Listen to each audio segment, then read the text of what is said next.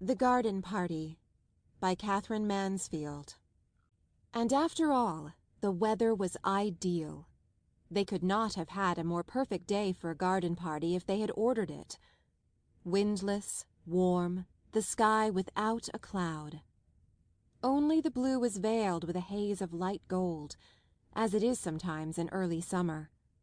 The gardener had been up since dawn, mowing the lawns and sweeping them, until the grass and the dark flat rosettes where the daisy plants had been seemed to shine. As for the roses, you could not help feeling they understood that roses are the only flowers that impress people at garden parties. The only flowers that everybody is certain of knowing. Hundreds, yes, literally hundreds had come out in a single night. The green bushes bowed down as though they had been visited by archangels. Breakfast was not yet over before the men came to put up the marquee. Where do you want the marquee pot, Mother? My dear child, it's no use asking me. I'm determined to leave everything to you children this year. Forget I am your mother. Treat me as an honoured guest.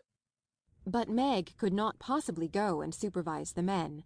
She had washed her hair before breakfast, and she sat drinking her coffee in a green turban with a dark wet curl stamped on each cheek. Josie, the butterfly, always came down in a silk petticoat and a kimono jacket. You'll have to go, Laura. You're the artistic one. Away Laura flew, still holding her piece of bread and butter. It's so delicious to have an excuse for eating out of doors, and besides, she loved having to arrange things. She always felt she could do it so much better than anybody else. 4 men in their shirt sleeves stood grouped together on the garden path. They carried staves covered with rolls of canvas, and they had big tool bags slung on their backs. They looked impressive. Laura wished now that she had not got the bread and butter, but there was nowhere to put it, and she couldn't possibly throw it away. She blushed, and tried to look severe, and even a little bit short-sighted as she came up to them. "Good morning," she said, copying her mother's voice. But that sounded so fearfully affected that she was ashamed, and stammered like a little girl. "Oh, have you come... Is it about the marquee?" "That's right, miss," said the tallest of the men, a lanky, freckled fellow, and he shifted his tool bag, knocked back his straw hat, and smiled down at her. "That's about it." His smile was so easy, so friendly, that Laura recovered. What nice eyes he had, small but such a dark blue. And now she looked at the others. They were smiling too. "Cheer up, we won't bite," their smile seemed to say. How very nice workmen were. And what a beautiful morning. She mustn't mention the morning. She must be businesslike. The marquee. "Well, what about the lily lawn? Would that do?" And she pointed to the lily lawn with the hand that didn't hold the bread and butter. They turned. They stared in the direction. A little fat chap thrust out his underlip, and the tall fellow frowned. "I don't fancy it," said he. "Not conspicuous enough. You see, with a thing like a marquee..." And he turned to Laura in his easy way. "You want to put it somewhere where it'll give you a bang slap in the eye, if you follow me." Laura's upbringing made her wonder for a moment whether it was quite respectful of a workman to talk to her of bang slap in the eye. But she did quite follow him. "A corner of the tennis court?" she suggested. "But the band's going to be in one corner." "Going to have a band, are you?" said another of the workmen. He was pale. He had a haggard look as his dark eyes scanned the tennis court. What was he thinking? "Only a very small band," said Laura gently. Perhaps he wouldn't mind so much if the band was quite small. But the tall fellow interrupted. "Look here, miss. That's the place, against those trees, over there. That'll do fine." Against the Caracas. Then the Caraca trees would be hidden. And they were so lovely, with their broad gleaming leaves and their clusters of yellow fruit. They were like trees you imagined growing on a desert island, proud, solitary, lifting their leaves and fruits to the sun in a kind of silent splendor. Must they be hidden by a marquee? They must. Already the men had shouldered their staves and were making for the place. Only the tall fellow was left. He bent down, pinched a sprig of lavender, put his thumb and forefinger to his nose, and snuffed up the smell. When Laura saw that gesture, she forgot all about the Caracas in her wonder at him caring for things like that, caring for the smell of lavender. How many men that she knew would have done such a thing? Oh, how extraordinarily nice workmen were, she thought. Why couldn't she have workmen for her friends rather than the silly boys she danced with and who came to Sunday night supper? She would get on much better with men like these. It's all the fault, she decided, as the tall fellow drew something on the back of an envelope, something that was to be looped up or left to hang, of these absurd class distinctions. Well, for her part, she didn't feel them. Not a bit, not an atom. And now there came the chock-chock of wooden hammers. Someone whistled. Someone sang out, Are you all right there, matey? Matey. The friendliness of it, the... Just to prove how happy she was, just to show the tall fellow how at home she felt, and how she despised stupid conventions, Laura took a big bite of her bread and butter as she stared at the little drawing. She felt just like a work girl. Laura, where are you? Telephone, Laura. A voice cried from the house. Coming. Away she skimmed, over the lawn, up the path, up the steps, across the veranda and into the porch. In the hall her father and Laurie were brushing their hats, ready to go to the office. I say, Laura, said Laurie very fast. You might just give a squiz at my coat before this afternoon, see if it wants pressing. I will, said she. Suddenly she couldn't stop herself. She ran at Laurie and gave him a small, quick squeeze. Oh, I do love parties, don't you? Gasped Laura. Rather, said Laurie's warm, boyish voice, and he squeezed his sister too and gave her a gentle push. Dash off to the telephone, old girl. The telephone. Yes. Oh, yes. Kitty, good morning, dear. Come to lunch? Do, dear. Delighted, of course. It will only be a very scratch meal, just the sandwich crusts and broken meringue shells and what's left over. Yes, isn't it a perfect morning? You're white? Oh, I certainly should. One moment, hold the line. Mother's calling. And Laura sat back. What, Mother? Can't hear. Mrs. Sheridan's voice floated down the stairs. Tell her to wear that sweet hat she had on last Sunday. Mother says you're to wear that sweet hat you had on last Sunday. Good. 1 o'clock. Bye-bye. Laura put back the receiver, flung her arms over her head, took a deep breath, stretched, and let them fall. She sighed, and the moment after the sigh she sat up quickly. She was still, listening. All the doors in the house seemed to be open. The house was alive with soft, quick steps and running voices. The green baize door that led to the kitchen region swung open and shut with a muffled thud. And now there came a long, chuckling, absurd sound. It was the heavy piano being moved on its stiff casters. But the air, if you stopped to notice, was the air always like this? Little faint winds were playing chase, in at the tops of the windows, out at the doors, and there were 2 tiny spots of sun, one on the ink-pot, one on a silver photograph frame, playing too. Darling little spots, especially the one on the ink-pot lid. It was quite warm. A warm little silver star. She could have kissed it. The front doorbell pealed, and there sounded the rustle of Sadie's print skirt on the stairs. A man's voice murmured. Sadie answered, careless. I'm sure I don't know. Wait, I'll ask Mrs. Sheridan. What is it, Sadie? Laura came into the hall. It's the florist, Miss Laura. It was indeed. There, just inside the door, stood a wide, shallow tray full of pots of pink lilies. No other kind. Nothing but lilies. Canna lilies, big pink flowers, wide open, radiant, almost frighteningly alive on bright crimson stems. Oh, Sadie, said Laura, and the sound was like a little moan. She crouched down as if to warm herself at that blaze of lilies. She felt that they were in her fingers, on her lips, growing in her breast. "It's some mistake," she said faintly. "Nobody ever ordered so many. Sadie, go and find Mother." But at that moment Mrs. Sheridan joined them. It's quite right, she said calmly. Yes, I ordered them. Aren't they lovely? She pressed Laura's arm. I was passing the shop yesterday, and I saw them in the window, and I suddenly thought for once in my life I shall have enough canna lilies. The garden party will be a good excuse. "But I thought you said you didn't mean to interfere," said Laura. Sadie had gone. The florist's man was still outside at his van. She put her arm round her mother's neck, and gently, very gently, she bit her mother's ear. My darling child, you wouldn't like a logical mother, would you?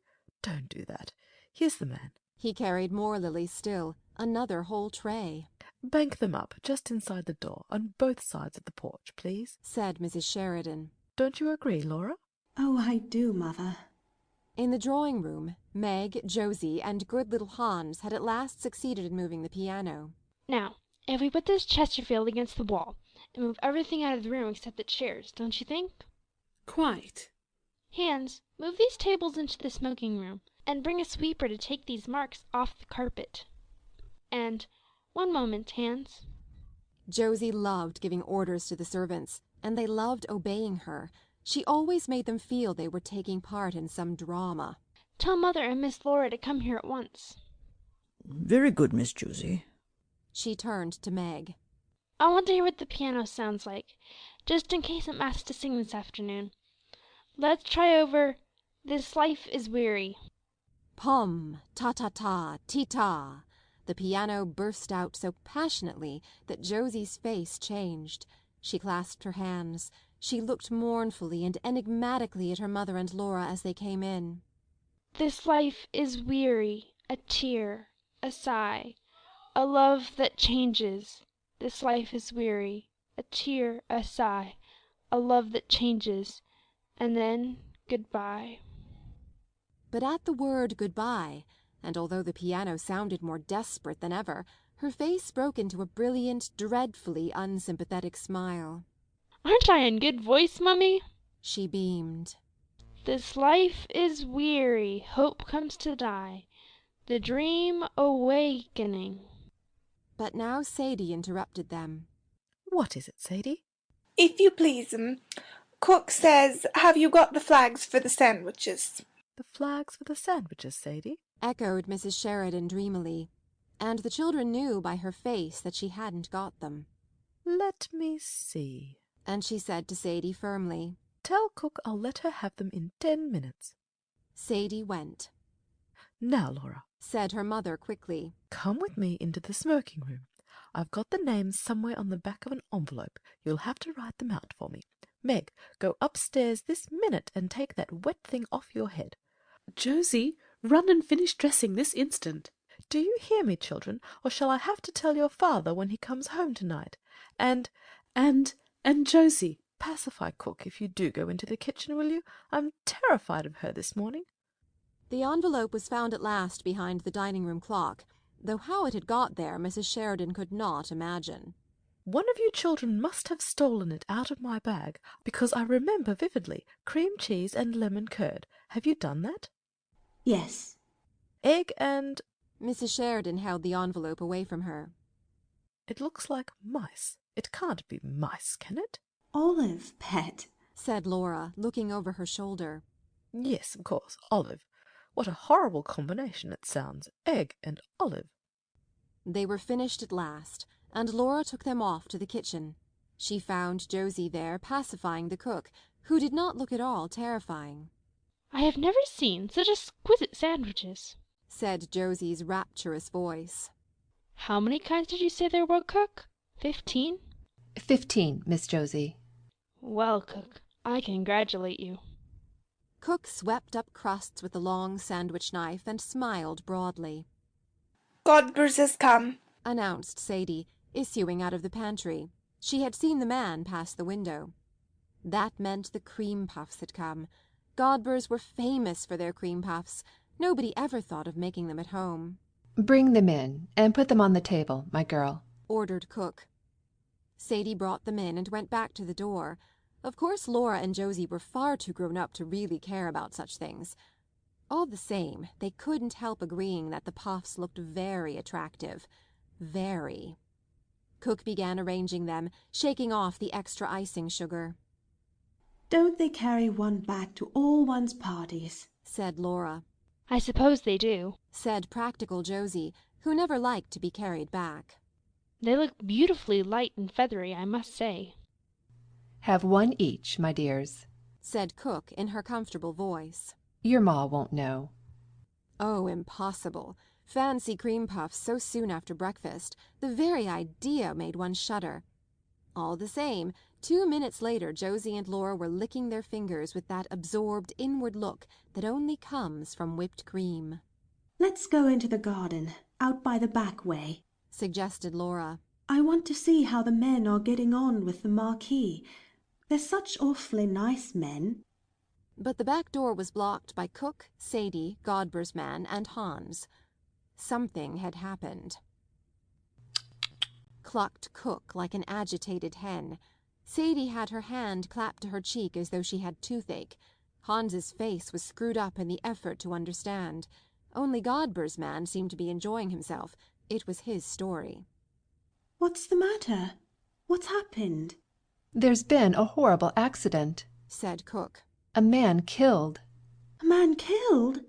Where? How? When? But Godber's man wasn't going to have his story snatched from under his very nose. Know those little cottages just below here, miss? Know them? Of course she knew them. Well, there's a young chap living there, name of Scott, a carter. His horse shied at a traction engine, corner of Hawk Street this morning, and he was thrown out on the back of his head. Killed. Dead? Laura stared at Godber's man. Dead when they picked him up, said Godber's man with relish. They were taking the body home as I came up here. And he said to the cook, He's left a wife and 5 little ones. Josie, come here. Laura caught hold of her sister's sleeve and dragged her through the kitchen to the other side of the green baize door. There she paused and leaned against it. Josie, she said, horrified. However are we going to stop everything? Stop everything, Laura? Cried Josie in astonishment. What do you mean? Stop the garden party, of course. Why did Josie pretend? But Josie was still more amazed. Stop the garden party? My dear Laura, don't be so absurd. Of course we can't do anything of the kind. Nobody expects us to. Don't be so extravagant. But we can't possibly have a garden party with a man dead just outside the front gate. That really was extravagant, for the little cottages were in a lane to themselves at the very bottom of a steep rise that led up to the house. A broad road ran between. True, they were far too near. They were the greatest possible eyesore, and they had no right to be in that neighborhood at all. They were little mean dwellings painted a chocolate brown. In the garden patches there was nothing but cabbage stalks, sick hens, and tomato cans. The very smoke coming out of their chimneys was poverty-stricken. Little rags and shreds of smoke, so unlike the great silvery plumes that uncurled from the Sheridans' chimneys. Washerwomen lived in the lanes, and sweeps, and a cobbler, and a man whose house front was studded all over with minute bird cages. Children swarmed. When the Sheridans were little, they were forbidden to set foot there because of the revolting language and of what they might catch. But since they were grown up, Laura and Laurie on their prowls sometimes walked through. It was disgusting and sordid. They came out with a shudder. But still, one must go everywhere. One must see everything. So through they went. And just think of what the band would sound like to that poor woman, said Laura. Oh, Laura. Josie began to be seriously annoyed. If you're going to stop a band playing every time someone has an accident, you'll lead a very strenuous life. I'm every bit as sorry about it as you. I feel just as sympathetic. Her eyes hardened. She looked at her sister just as she used to when they were little and fighting together. You won't bring a drunken workman back to life by being sentimental, she said softly. Drunk? Who said he was drunk? Laura turned furiously on Josie. She said, just as they had used to say on those occasions. I'm going straight up to tell Mother. Do, dear, cooed Josie. Mother, can I come into your room? Laura turned the big glass doorknob. Of course, child. Why, what's the matter? What's given you such a colour? And Mrs. Sheridan turned round from her dressing-table. She was trying on a new hat. Mother, a man's been killed, began Laura. Not in the garden? Interrupted her mother. No, no. Oh, what a fright you gave me. Mrs. Sheridan sighed with relief and took off the big hat and held it on her knees. But listen, Mother, said Laura. Breathless, half choking, she told the dreadful story. Of course we can't have our party, can we? She pleaded. The band and everybody arriving. They'd hear us, Mother. They're nearly neighbours. To Laura's astonishment, her mother behaved just like Josie. It was harder to bear because she seemed amused. She refused to take Laura seriously. But, my dear child, use your common sense. It's only by accident we've heard of it. If someone had died there normally, and I can't understand how they keep alive in those poky little holes, we should still be having our party, shouldn't we? Laura had to say yes to that, but she felt it was all wrong. She sat down on her mother's sofa and pinched the cushion frill. Mother, isn't it terribly heartless of us? She asked. Darling. Mrs. Sheridan got up and came over to her, carrying the hat. Before Laura could stop her, she had popped it on. My child, said her mother. The hat is yours. It's made for you. It's much too young for me. I have never seen you look such a picture. Look at yourself. And she held up her hand mirror. But, Mother... Laura began again. She couldn't look at herself. She turned aside. This time Mrs. Sheridan lost patience, just as Josie had done. You are being very absurd, Laura, she said coldly. People like that don't expect sacrifices from us, and it's not very sympathetic to spoil everybody's enjoyment as you're doing now. I don't understand, said Laura, and she walked quickly out of the room into her own bedroom. There, quite by chance, the first thing she saw was this charming girl in the mirror, in her black hat trimmed with gold daisies and a long black velvet ribbon. Never had she imagined she could look like that. Is Mother right? She thought, and now she hoped her mother was right. Am I being extravagant? Perhaps it was extravagant. Just for a moment she had another glimpse of that poor woman, and those little children, and the body being carried into the house. But it all seemed blurred, unreal, like a picture in the newspaper. I'll remember it again after the party's over, she decided, and somehow that seemed quite the best plan. Lunch was over by 1:30. By 2:30 they were all ready for the fray. The green-coated band had arrived and was established in a corner of the tennis court. "My dear," trilled Kitty Maitland, "aren't they too like frogs for words? You ought to arrange them round the pond with the conductor in the middle on a leaf." Laurie arrived and hailed them on his way to dress. At the sight of him, Laura remembered the accident again. She wanted to tell him. If Laurie agreed with the others, then it was bound to be all right, and she followed him into the hall. Laurie! Hello! He was halfway upstairs, but when he turned round and saw Laura, he suddenly puffed out his cheeks and goggled his eyes at her. My word, Laura, you do look stunning, said Laurie. What an absolutely topping hat. Laura said faintly, Is it? And smiled up at Laurie, and didn't tell him after all. Soon after that, people began coming in streams. The band struck up. The hired waiters ran from the house to the marquee. Wherever you looked there were couples strolling, bending to the flowers, greeting, moving on over the lawn. They were like bright birds that had alighted in the Sheridans' garden for this one afternoon, on their way to... where? Ah, what happiness it is to be with people who all are happy, to press hands, press cheeks, smile into eyes. Darling Laura, how well you look! What a becoming hat, child! Laura, You look quite Spanish. I've never seen you look so striking. And Laura, glowing, answered softly, Have you had tea? Won't you have an ice? The passion fruit ices really are rather special. She ran to her father and begged him. Daddy, darling, can't the band have something to drink? And the perfect afternoon slowly ripened, slowly faded, slowly its petals closed. Never a more delightful garden party. The greatest success. Quite the most. Laura helped her mother with the goodbyes. They stood side by side in the porch till it was all over. All over, thank heaven, said Mrs. Sheridan. Round up the others, Laura. Let's go and have some fresh coffee. I'm exhausted. Yes, it's been very successful, but oh, these parties. Why will you children insist on giving these parties? And they all of them sat down in the deserted marquee. Have a sandwich, Daddy dear. I wrote the flag. Thanks. Mr. Sheridan took a bite, and the sandwich was gone. He took another. I suppose you didn't hear of a beastly accident that happened today, he said.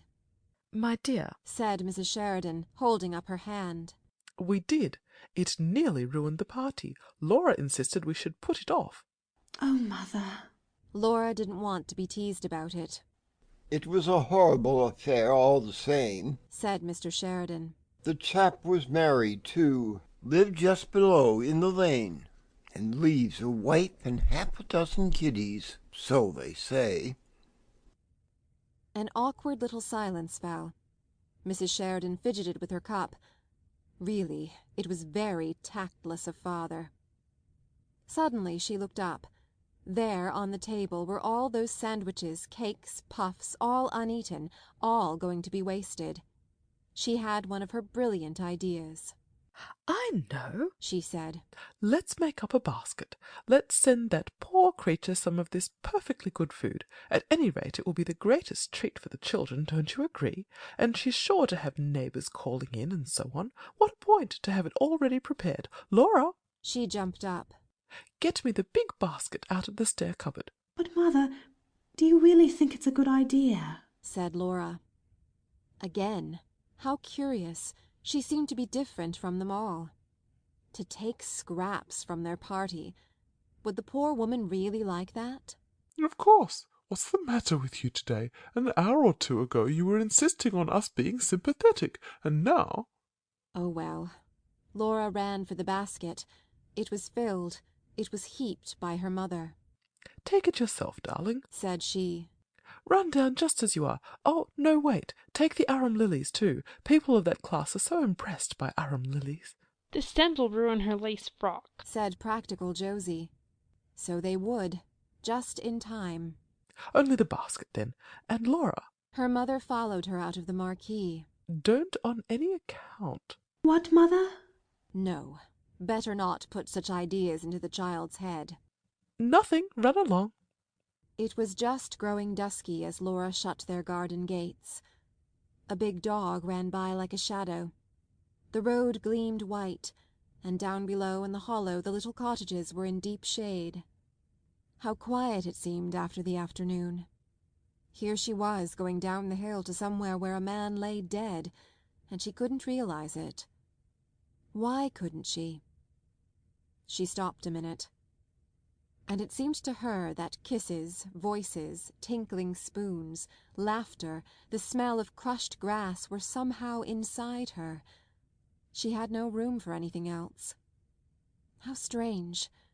She looked up at the pale sky, and all she thought was, Yes, it was the most successful party. Now the broad road was crossed. The lane began, smoky and dark. Women in shawls and men's tweed caps hurried by. Men hung over the palings.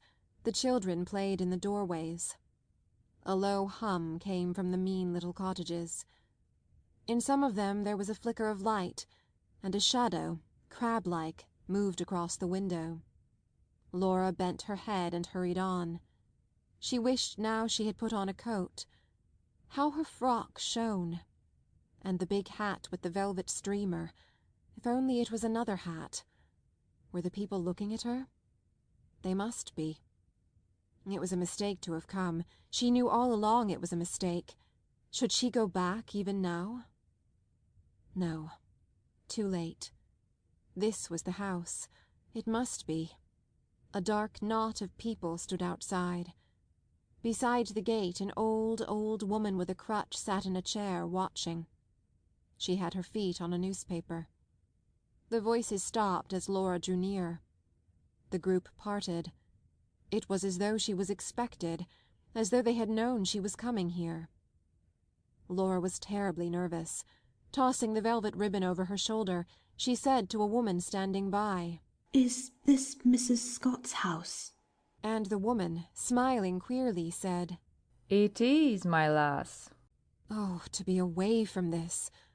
She actually said, "Help me, God," as she walked up the tiny path and knocked. To be away from those staring eyes, or to be covered up in anything, one of those women's shawls even. I'll just leave the basket and go, she decided. I shan't even wait for it to be emptied. Then the door opened. A little woman in black showed in the gloom. Laura said, "Are you Mrs. Scott?" But to her horror the woman answered, "Walk in, please, miss." And she was shut in the passage. "No," said Laura. "I don't want to come in. I only want to leave this basket. Mother sent—" The little woman in the gloomy passage seemed not to have heard her. "Step this way, please, miss," she said, in an oily voice, and Laura followed her. She found herself in a wretched little low kitchen, lighted by a smoky lamp. There was a woman sitting before the fire. Said the little creature who had let her in. It's a young lady." She turned to Laura. She said meaningly, "I'm her sister, miss. You'll excuse her, won't you?"